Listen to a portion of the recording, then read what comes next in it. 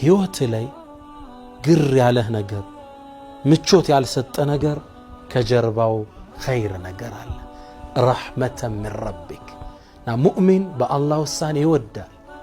الرضا بالقضاء رضا بالله ውሳኔ መውደድ ጀነቱ الدنيا የዱንያ የደስታ ምንጭ ومستراح العارفين يا الله باروش معرفة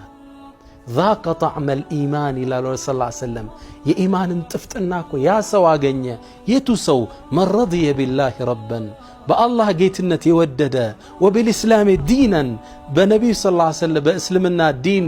يودد وبمحمد صلى الله عليه وسلم نبيا ورسولا بالله ملكتنيا نبينا يودد إيمانا تسترقوا أطمالنا